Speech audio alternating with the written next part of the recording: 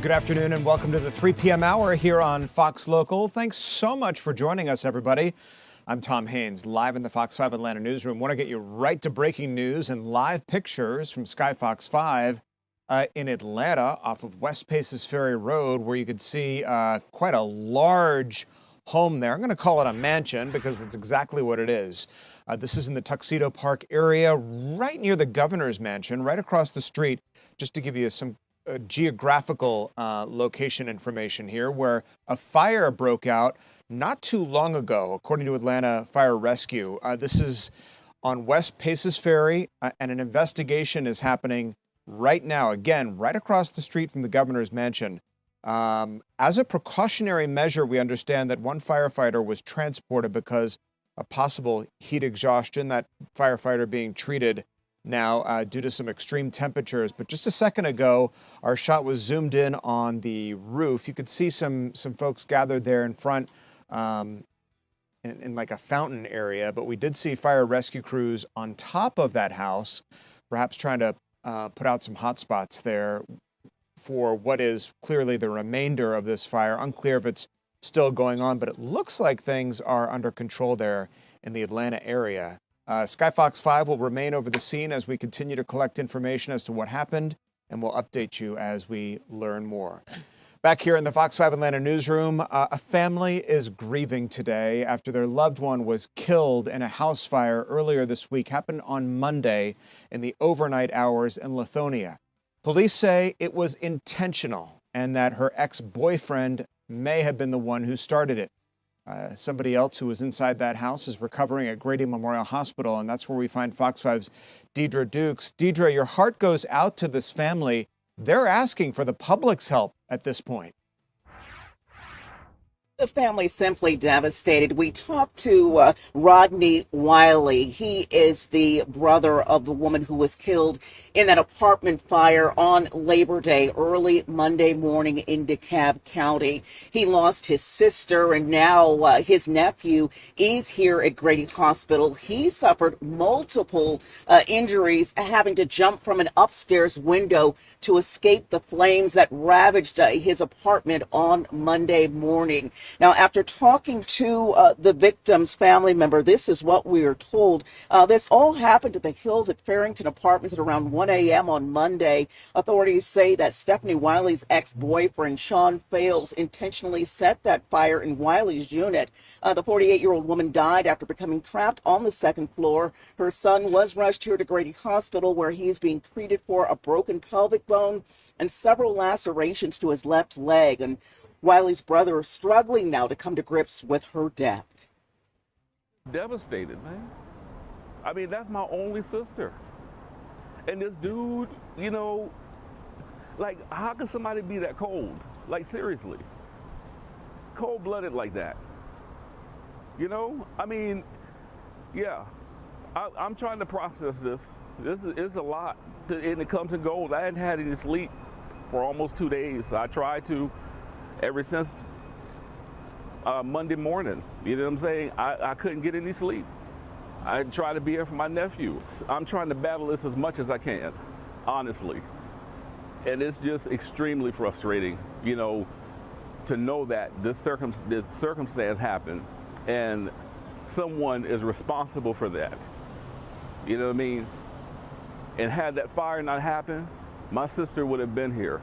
Had she was able to escape out of that apartment, had she was able to get out of that window somehow, I think she would have still been here. You can just hear the heartfelt emotion in his voice as he described all that the family is now suffering due to this terrible death, and also now again his sister's son recovering here at Grady Hospital, where he's still undergoing treatment, and we're told may have had to have a surgery even today. As for the suspect, 44-year-old Sean Fales, he was arrested during a traffic stop in Alabama. He faces several charges, including murder and arson, and I was told by the victim's brother that in fact she did try to get away from her ex-boyfriend that she actually moved from the area where they had dated in another part of Georgia, and that she left him and she had moved to DeKalb County, Tom, thinking that she would be safe there. Apparently, according to police, they say he was the one who set the fire, ultimately killing her. So just a terrible tragedy for this family. Yeah, and we know they've set up a GoFundMe for any help that folks can give that family, because it sounds like they certainly need it.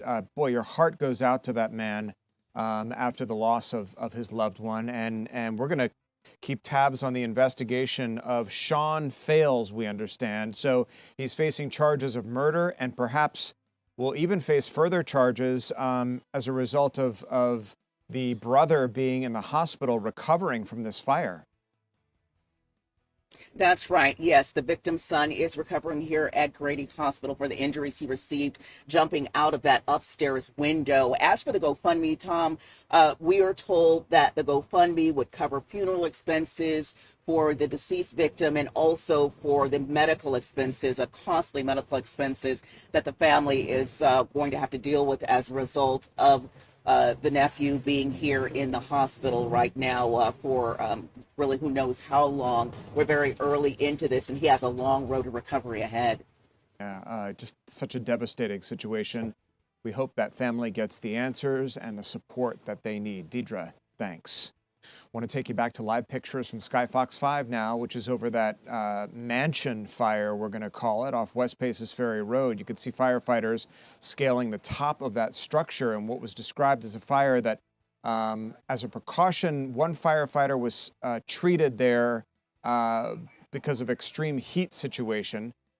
We don't know the cause of this fire or if anybody was injured inside that home. It is right across the street from the governor's mansion off of West Paces Ferry Road in the Tuxedo Park area. Perhaps it looks like that the house might have been under construction because you see a waste dump truck there, some lumber in the yard, a porta potty there, and some ladders going up the side of that house. So perhaps the fire was related to the construction. We just don't know, and we're waiting to get answers from Atlanta Fire Rescue. As we do, of course, we'll pass it along to you. That fire happening on West Paces Ferry Road just after noontime, a little after 1 p.m. this afternoon. Well, we go from one fire to another here, a devastating fire leaving one person dead in the early morning hours. This is on Windy Hill Road this morning. Fox 5's Kevin Stewart is live in front of where this all happened. Kevin, give us a little bit more information about what might have sparked this fire. Well, right now we're trying to figure that out. I think what's notable here is that the police department is still on the scene as we approach 12 hours since first responders first showed up here. Keep in mind, this started out as a fire investigation. This building right here, building 11, here on the first floor, put the fire out quickly. Then they discovered a body. And they found something else suspicious, but they haven't said exactly what that is. Now, there's something else that we discovered during the course of the day, talking to folks in the neighborhood. I want to show you across the street from the fire. This is building 10. If you take a look over here, you'll see over on this door here, 10B, you'll see that the doorbell camera has been ripped off. And if you look upstairs on the second floor in the corner here, that doorbell camera has been removed. I talked to a man, we don't know if this is all connected or not, but a man that we did talk to who lived in this neighborhood says that's really strange. Take a listen. I got the text at 4 o'clock from my friend that he was like, it's some unusual activity with his doorbell camera. Someone has snatched the doorbell camera off. Now, mind you, this is like 4:20, something around that time in the morning.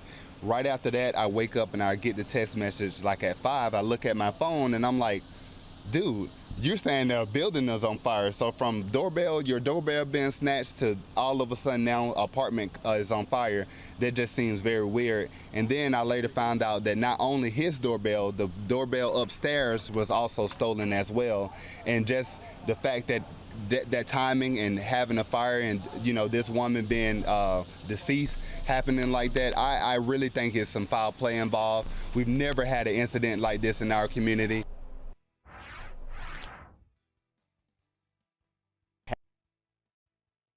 We do not have an identification on the victim here. We have been told by several neighbors that The person who lives in there was a woman, but again, we don't know if that is the victim here. We did see a Amazon truck drop off a package there, and a detective took a look at the box and has continued to walk through the neighborhood trying to gather more information. And we're going to stay on the scene until we kind of figure out what's going on here, because right now we have not heard an update from Smyrna Police at this point. Tom? Yeah, it's really odd, Kevin, that these doorbell cameras were removed, either purposefully as that fire was started or was sparked, but clearly perhaps somebody didn't want someone else to see something, and so maybe they went around and ripped them all off. Any chance of getting any kind of recordings from when this happened in the overnight hours? You know, I did talk to one of the tenants here, and he said, hey, I don't want to talk, please talk to police, and certainly we can understand that. We did see an investigator talk to that person earlier in the day, and as I said, they continue to work this area to try to piece together. We don't know if this is a homicide, a suicide, or what. It's a death investigation, and whatever the fire department saw as being particularly suspicious, that's when they referred this to the police department, who came over and started working the scene. Tom? Yeah, clearly so many questions here. We saw your video of investigators at work there. Again, this happening on Windy Hill Road early this morning. Kevin Stewart trying to get to the bottom of what happened here. Kevin, thanks. Want to take you up to Washington, D.C., the White House now, where President Trump is hosting yet another high-profile visitor, the Polish President Karol Nawrocki. Nawrocki just won the Polish elections earlier this year. It was a man that President support through his President Trump through his support behind Poland, part of a major part of the negotiations between Ukraine and Russia, and trying to get to the bottom of that situation and get it settled. Poland playing a big role in that. And in a remarkable show of support, the president flew 4 F-16 fighter jets over the White House in a flyover to show support for a Polish pilot who died in an August crash during an air show. So a bit of symbolism there in Washington, D.C. The president talking about a range of issues, as he always does from the Oval Office today, talking about the war in Ukraine and the release of the Jeffrey Epstein files by the House of Representatives. A Democrat hoax that never ends. You know, it reminds me a little of the Kennedy situation. We gave him everything over and over again, more and more and more, and nobody's ever satisfied. From what I understand, I could check, but from what I understand, thousands of pages of documents have been given. But it's really a Democrat hoax, because they're trying to get people to talk about something that's totally irrelevant to the success that we've had as a nation since I've been president.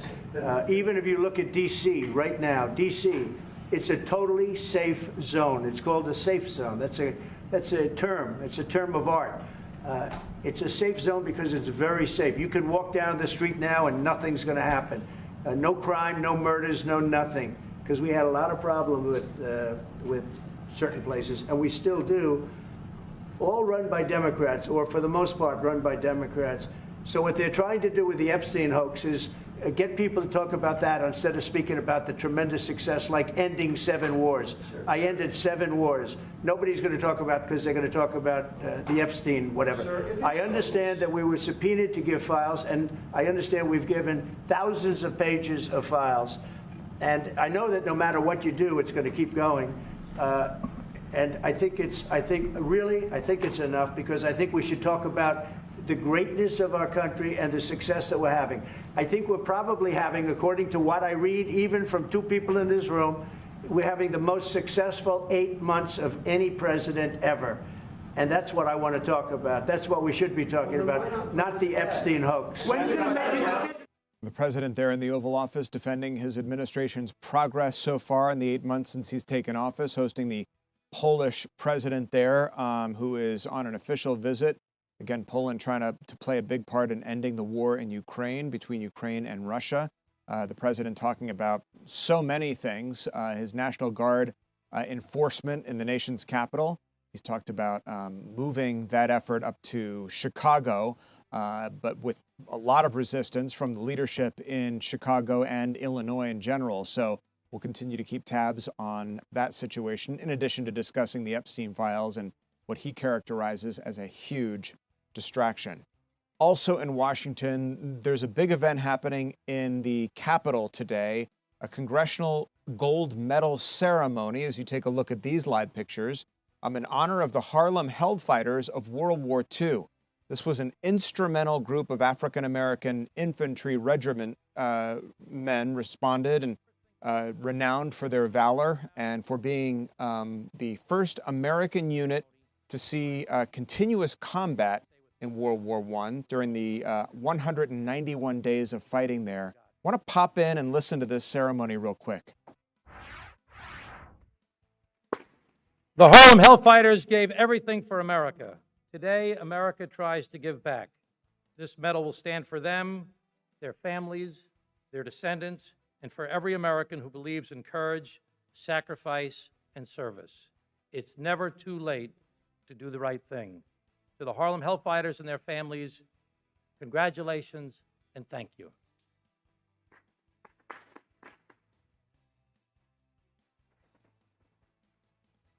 Ladies and gentlemen, the Honorable Adriano Espaillat, United States Representative from the 13th District of New York.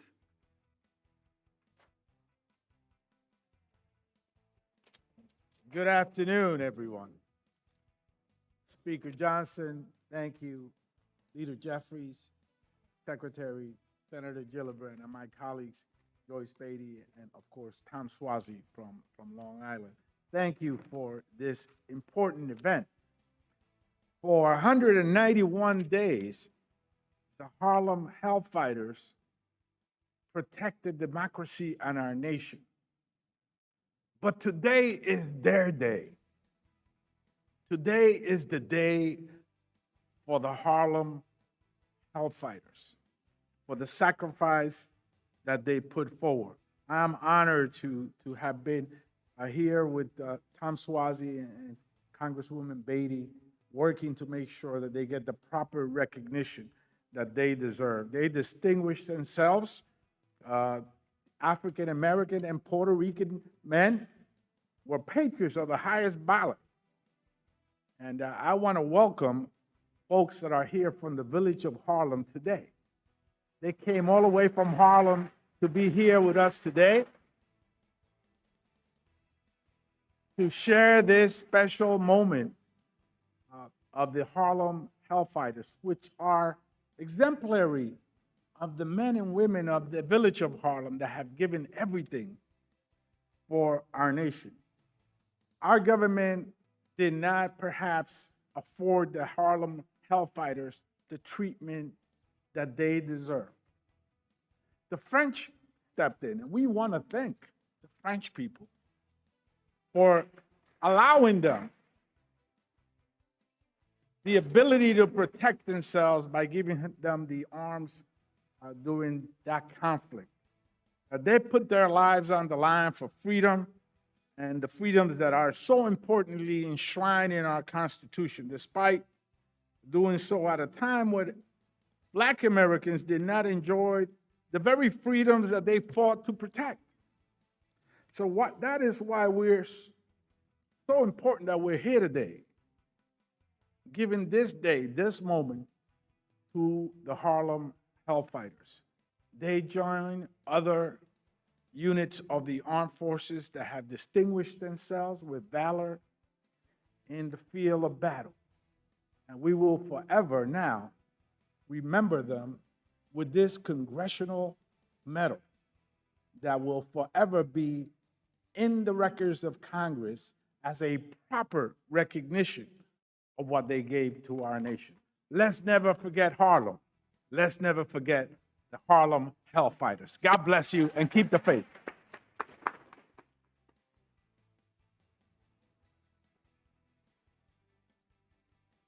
Ladies and gentlemen, the Live Honorable pictures Joyce from Beatty. the United States Capitol, a congressional gold medal ceremony in honor of the Harlem Hell Fighters of World War II. Very, very well attended and a remarkable ceremony there taking place at the U.S. Capitol. Want to take a live look outside now on what is yet another beautiful day. A little bit warmer outside. We're We're going to get a check on the weather as we continue here, as we take a look over downtown Atlanta. Looks like some clouds on the horizon. Question is, will they turn into showers and storms? Meteorologist Jonathan Stacy will tell us as we continue.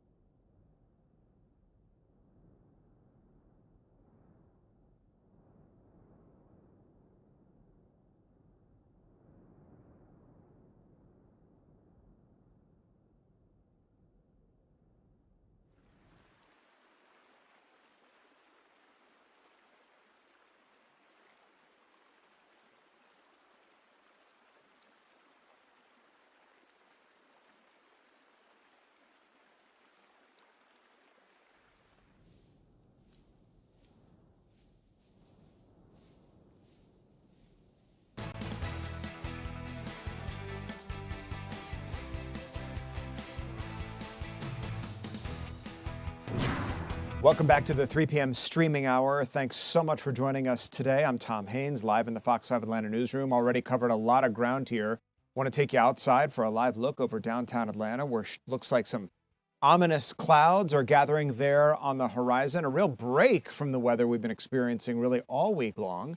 Meteorologist Jonathan Stacy is here to tell us if anything is going to materialize for us out there. Jonathan? Bit of a vibe shift as you look at the skies on this Wednesday afternoon, Wednesday hump day. Now it is the proverbial hump to a slightly different weather pattern as well. Temperatures across the area on either side of 80 degrees, but we are noticing, as you just saw in that live look over downtown and midtown Atlanta, that there are now some showers and cells that are starting to rain from them, mainly across North Georgia, but there are a few into the metro area that are quite significant. So let's take a look at a Fox 5 live upper radar so you can get a pretty good scan of the skies here as you zoom into the metro area here just to the east of Buckhead. Buckhead actually now getting some rain up 400. Then you have Sandy Springs Wadsville Road right there, and then this is Truist Park. Cobb Cloverleaf is dry, but as you cross the Chattahoochee, going out once again towards maybe Smyrna Road, getting closer to 285, you have some heavier downpours, and that will work its way down through Atlanta's west side eventually. The works right there. You can see Midtown is dry. Atlanta city proper is dry when you get down into the downtown area, but then a few cells are already starting to break into DeKalb County here. Ponce de Leon right there, along with Moreland, crossing over into DeKalb. North Druid Hills, a couple showers there, and then a cell up there that is closer a little bit to Spaghetti Junction, just to the north there into Doraville, Chamblee, like in dealing with some showers. Dry in Dunwoody at this moment, the same for Sandy Springs, but then some lighter moisture as you get into Gwinnett County, Peachtree Corners, Norcross, under a shower or so. What we are seeing with all of these cells, while they are quite disorganized, they're not producing any lightning at this present moment. We also have some cells over here in Cobb County worth checking out.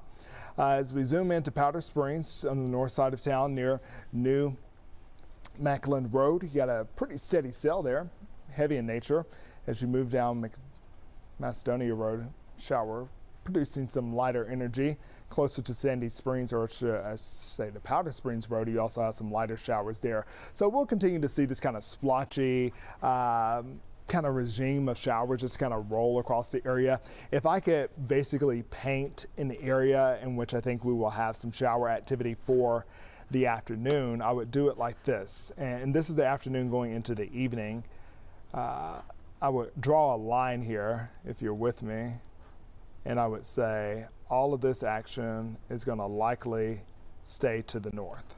So for those of you who are in this area, once again, mainly to the north and to the west of I-85, that's where you're likely going to get some showers and storms. And this is why. When we take a look at our dew points for today so far, it's going to tell a pretty clear story here in terms of where is there moisture that you can tap into. Okay, so we have dew points around 65 in Blairsville.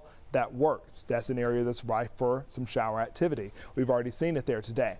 Dew points around 63 in Canton, 62 for Rome, go down to LaGrange, 64. So once again, that dividing line for the moist air, or the more moist air versus the drier air, pretty thin, but it looks like it will be I-85 that makes the difference. By contrast, you have Eaton pulling in with a dew point of 59, Thomaston 57. So some slightly drier air in the spaces where we don't expect rain today. So as we walk you through this model here, this kind of give you an hour by hour look over my expectations really over the next 6 hours. A couple cells may try to hop the metro area, climbing over I-20, I-75 to the north of the city, to the south of town, possible. But once again, our main focus will be to the north of town, where a few cells may run across the mountains, starting out northwest, moving northeast as we get deeper into the day, along with a couple cells there, once again across I-85. Once they make it to 75 to the south of town, it doesn't seem like they have a long shelf life at all. Up to the north,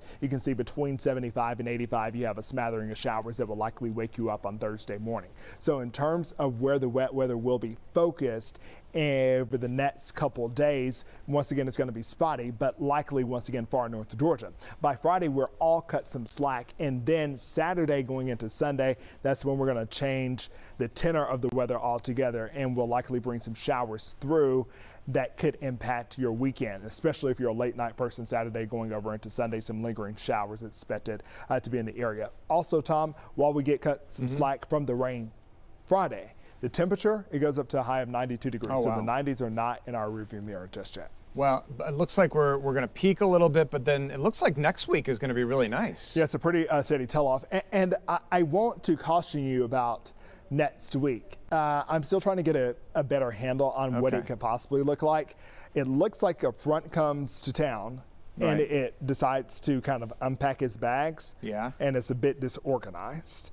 An unwelcome guest. Yeah, an unwelcome guest that does not know how to no longer be a guest. It's going to stick around, and I think the cloud cover may be a bit suspicious on Saturday in terms of like, is it okay? Are we done? How are we looking? Monday, I think it could still be the same scenario. So it will be in question how long we're going to hang on to the clouds. What will be fairly dramatic is the drop in temperatures from Saturday afternoon to Monday afternoon. So give it about 48 hours at this point based on the trending of the modeling to work itself out. And I don't want you to throw out any part of the weekend at this point. We still have a couple more days to go before we really can nail down the forecast. But it will be a weekend of hit and miss. Yeah, let's just call it of necessary caution. All right, fair enough. And I don't think it's going to be a danger or anything like that. I just think it's going to be like, am I going to be able to do it now, or will I have to wait and do it a little later? And you'll be sharpening that over the next couple of days. Oh, yes. We're always sharpening. Jonathan, thanks.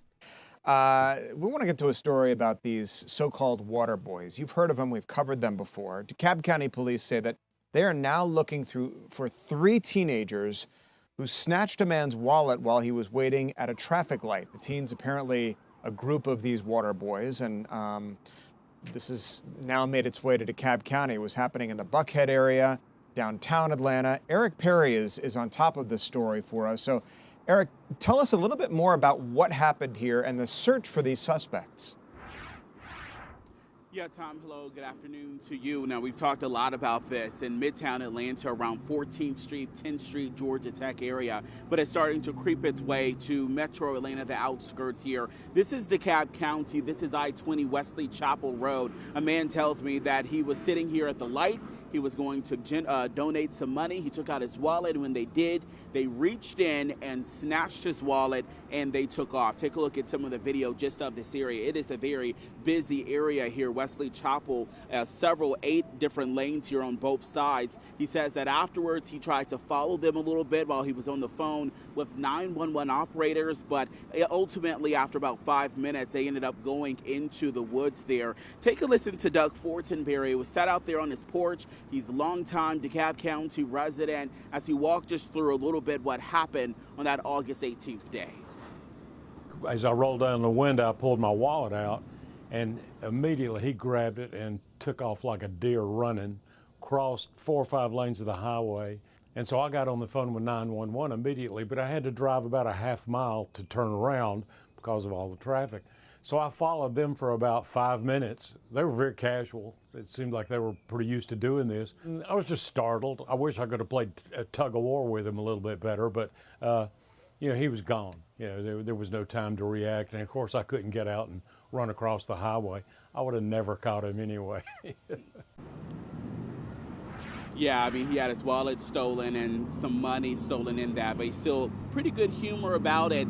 He says, you know, he's not scared, he's not mad or anything like that, but he just wants to warn others who might be in this area. It hasn't prevented him, Tom, though, from still giving back and helping others. In fact, he says he's given and donated to the boys that are selling water a couple of times, never had any issues there, but you have some bad apples. And those teens should have been in school. This was after school had started. This happened around 2 o'clock in the afternoon there. So DeKalb County Police confirmed to me. I reached out to them. They say they are investigating this incident. 3 teens. Unfortunately, there's not a good description of them to give out at this moment, but you know, they're just searching, and just people just need to be aware. You know, you want to do the good thing, you want to give back, but maybe just keep your stuff closer to you in case they try to snatch it. Tom? Eric, couple of things. Are there traffic cameras on that intersection? In other words, will that help in this investigation? Yeah, so I see cameras, but I don't think that they're recording. They look more just like traffic cameras that might just have a bird or just a nice view of everything like that, but I don't believe that they're recording in this. And this is different than some of the other ones that we've kind of talked about. So in downtown, midtown Atlanta, we've seen a lot of the teens, they might, you know, someone says, oh, I have Cash App, I don't have card or money on me like that. So they'll take their card, or excuse me, they'll take their phone, and then they'll try to either steal the phone itself, or they'll Cash App and send themselves a large amount of money. Yeah. In this case, they just snatched the wallet in its entirety and the money that was inside of it. Well, as you said, the guy is pretty good-natured about what happened. I mean, even laughing in your interview with him, even though this happened to him, I believe, and correct me if I'm wrong, but authorities to the highest ranks of Atlanta government have said, don't, you know, patronize these kids, don't buy things from them, because problems like this can occur. Yeah, so, they have given out a warning, especially we've done just so many stories with it. But, a lot of people still have a good heart. This man, you can kind of tell in that interview there. Sure. He just posted this on the Nextdoor app, and then that's where we saw it. It had about 500 responses, some people saying it's happened to them, etc. So there is kind of a warning, not to. But, of course, if you have a good heart and you just want to help, you don't think that something like this is going to happen. This man says, he's donated before. He didn't think this was going to happen, but unfortunately it did. So they're just saying if you're going to donate, exercise some caution there, and that's what this man wanted to warn others. Just be aware this could happen. Yeah, a couple bad eggs ruins it for everyone else. Eric, thanks so much. We got a lot still to get to this afternoon. We talked about the weather. We talked about a lot of events happening in our nation's capital. There's still more to come as we continue here.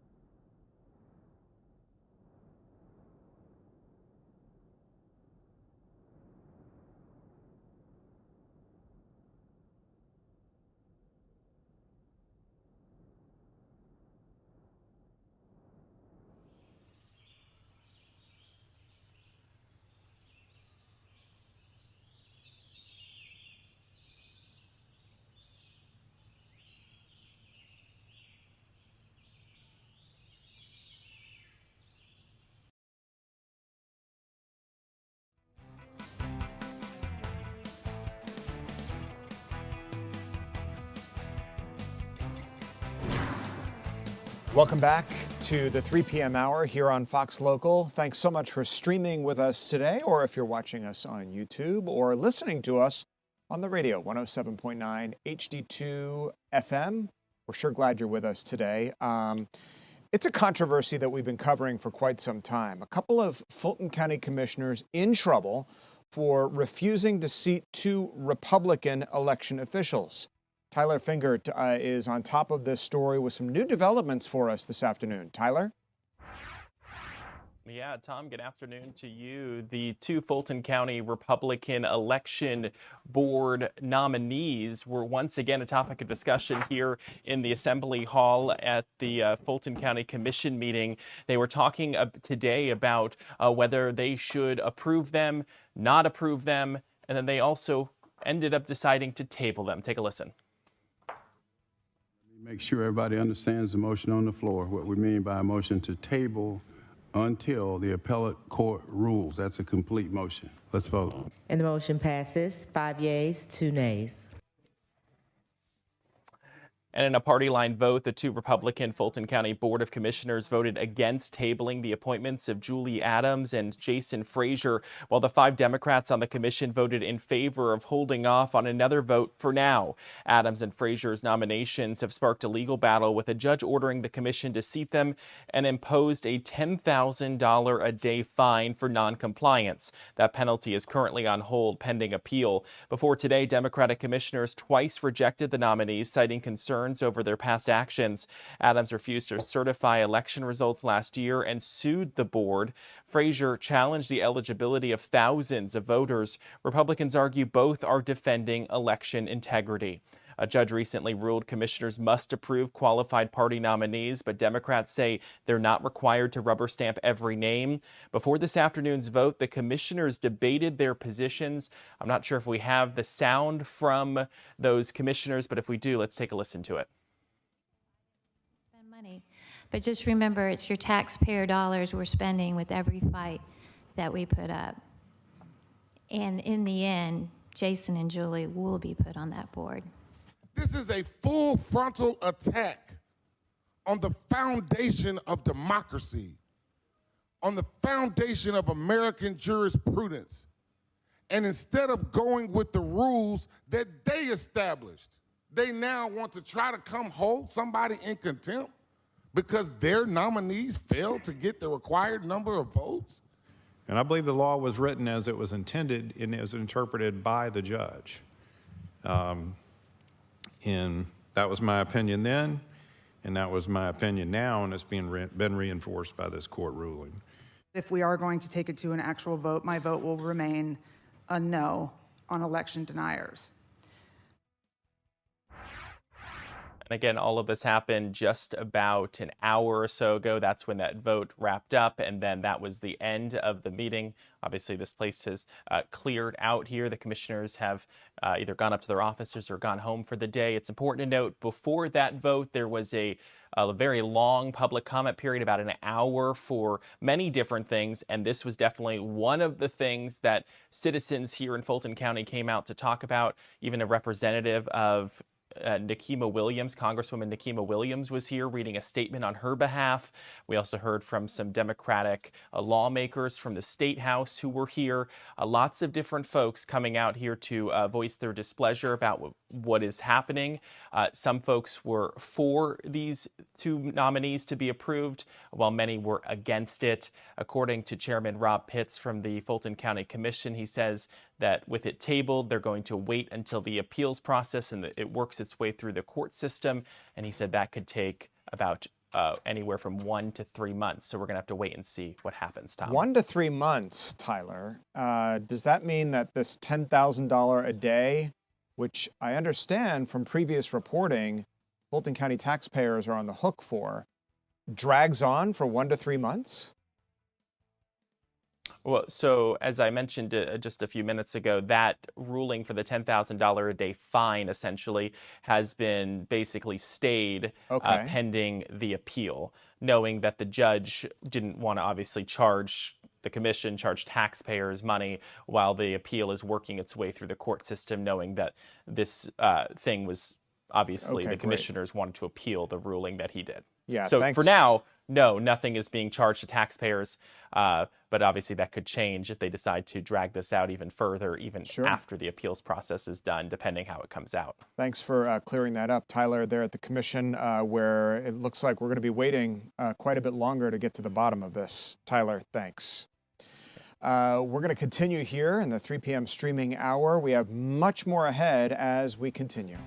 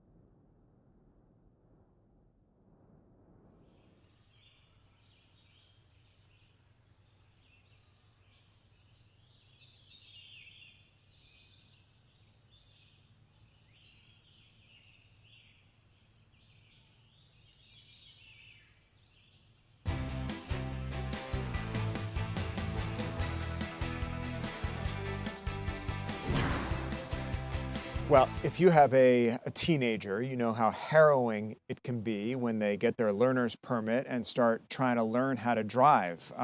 It can be a real nail biter. Our traffic reporter here at Fox 5, Linda Sesing, is actually starting something pretty innovative. It's a driver's ed program of sorts in Clayton County. Linda, first of all, thanks for being on TV with us. Tell us a little bit more about the program and why you decided to start it. Yeah, so actually, this program is it's called Teens in the Driver's Seat, and it's actually sponsored by Georgia Department of Transportation. So it's been around for a little while, and it's a peer-to-peer safety program for young drivers. One of the main things is that it's supposed to help educate teens to advocate for each other, to keep each other safe. How did you get involved in this particular program? So actually, I was doing my job at Sky Fox Traffic. I was scrolling through Georgia Department of Transportation website and came across this program. And I just thought this was neat. They had everything from the resources, the data, and I couldn't pass it without finding a way to support it. Well, Atlanta, you know, in and of itself is a pretty crazy place to drive. What is your advice to parents who are trying to teach young drivers not only safety, but kind of how to navigate our busy roadways here? Sure. Well, our our roads are intimidating. It really is. So the best thing I would say is to stay calm. That's the main thing, and to attend certain things like this program. This program has so many resources, so many topics between distracted driving, speeding, sharing the road with pedestrians. So I would encourage parents to also get their kids involved in programs like this, and to stay calm. It's going to be okay. Okay, well, that's good. That's reassuring because I'm trying to teach a teenager how to drive. But is this unique to where you are in Clayton County, or is if I'm somebody who's listening to this interview right now and I'm like, I want to learn a little bit more about that, how do I kind of dial in to take advantage of this resource? So this is actually a nationwide initiative. This is across several states. So actually, if you're not involved in Clayton County, you want to be involved, and you're a teacher and an advisor, you can actually bring this to your school. So as long as you're willing to facilitate it, you can reach out to the Teens in the Driver's Seat, and we can bring that there as well. And you're also, and I want to be sure to get this in before we leave you, you're asking for support. You're asking for folks to kind of help you with these programs. How are you doing that? Oh yeah, sure. So for one, it is a nonprofit. So this is all because we care about safe driving. So there's things that might be needed, like volunteers, paper, ink, supplies, giveaways for the kids when they do well. So yeah, if they're interested to help out, or if they want to enroll their child, I think we're going to have the link and everything posted on our site. Great. Well, I just want to, before I let you go, you know, you're our Sky Fox traffic reporter. You're doing this program. Why are you so interested in driving and traffic and getting around and teaching the next generation how to drive? Sure. Well, it's not like I grew up thinking this is what I want to do with my life, but I've seen enough, and it is important. It's a community. So we have to make sure that when we're on the roads, we know that it is a community. I've seen enough of chaos through Sky Fox traffic, and you know, if we can find a way to help prevent that in any way, I'll go back to their motto, which is driving safe saves lives. It's such a noble effort on your part, and an important one too. Linda Sesing, our Sky Fox traffic producer, reporter. What a great cause and a great effort on your behalf. Linda, thanks. Thank you so much. Thanks, Tom. Okay. Well, it is called Wet Nose Wednesday at Coolray Field. It's a lot of fun. It's kind of a bring your pet to the stadium day for the Gwinnett Stripers. And our Eli Jordan is out there with a four-legged friend. Eli, tell us what this is about. Oh, buy me some peanuts and doggy snacks. Hey, I'm out here with Clyde out here at Coolray Field, and Clyde's perfect. He loves it out here. He's already got his baseball and all that. But yes, it's Wet Nose Wednesday, and they do this every Wednesday. I'm gonna get up now. They do this every Wednesday out here. Home games for the Gwinnett Stripers, and here to talk to me about it is Dave Lizette. Dave Lizette, you are the general manager, the senior manager of public relations, and the voice of the Gwinnett Stripers. Tell me, what goes on Wednesdays? Why do you guys do this? Well, we've done it since 2019. It's a great opportunity on Wet Nose Wednesday for fans to bring their favorite four-legged friend out to the ballpark. Dogs are free with a paid owner on the bank. It's just $14 for a fan to sit out here. And again, the dogs get in free. We've got a great pack that fans can buy as well called the Doggy Bag Pack. For $20, you get the ticket, a hot dog, and a Stripers branded chew toy, just like that red one right there that Clyde loves so much. So it's a great deal. Like I said, great opportunity for fans to bring their dogs out to the ballpark, and always great to see Gwinnett Stripers baseball here. And also, too, I mean, we're having batting practice out here. I mean, this is a chance, like if there's somebody hits one out here to the outfield, hits a homer, see if your dog could play some baseball, right? We have seen that happen before. We've seen home runs hit during the game out here on the berm grass, and we've seen dogs go after the baseball, so they get a chance to participate a little bit. And the season's winding down. You got this is game 2 of a 7-game series, correct? It is. Game 2 of 7 against the Durham Bulls. Will be home through Sunday. And also, too, another promotion that people might be interested in is Saturday. You got some bobbleheads, right? We do. First 2,000 fans will receive a Chipper Jones 2000 All-Star Game bobblehead.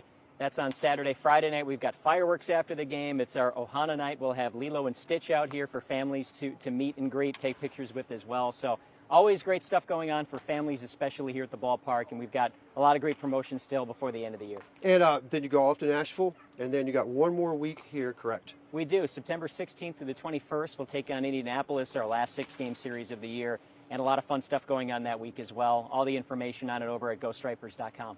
And that would be, I guess, the 17th would be the last Wet Nose Wednesday, but and that's a noon game. But tonight, 7:05. Enjoy the second to the last Wet Nose Wednesday. Maybe we'll meet Clyde. And I would like to thank Stephanie for bringing Clyde out. Clyde is 10 years old, Tom, and Clyde is cool. He is one of the coolest dogs I've met.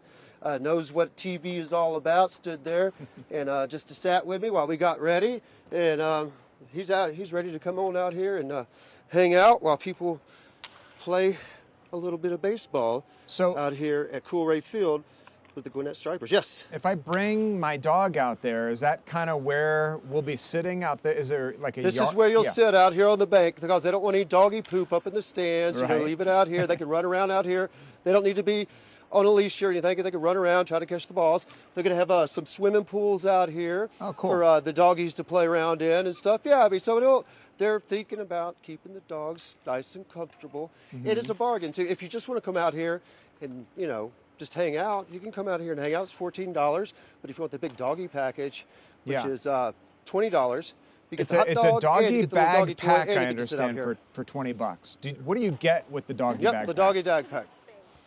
Well, you get the hot dog for yourself or the dog, depends on what kind of mood you're in. And then you get the squeaky toy. It's a little red bone, and it says Gwinnett Stripers. And you get to hang out on the bank here. So this is going to be chill, watching. Yeah.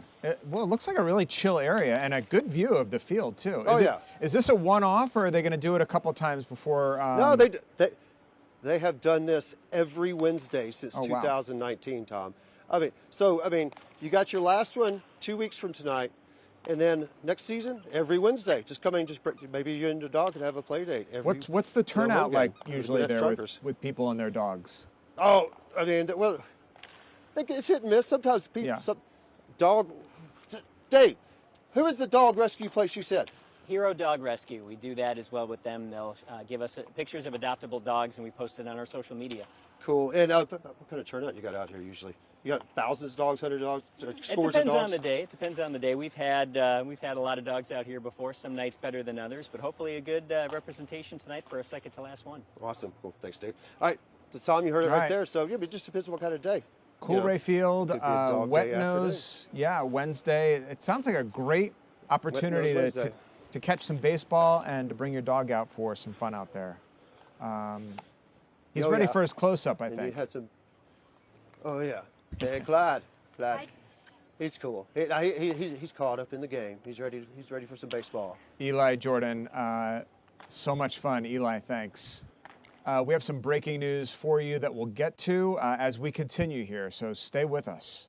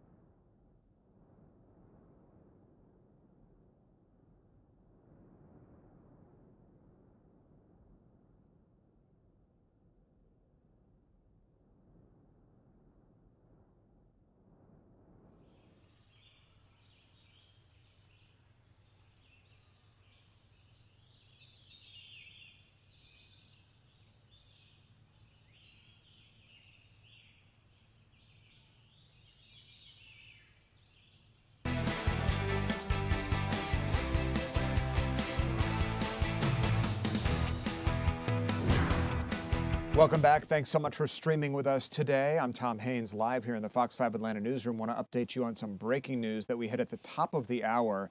That apartment fire on Windy Hill Road. We have a new development. You see crime scene investigators there on the scene.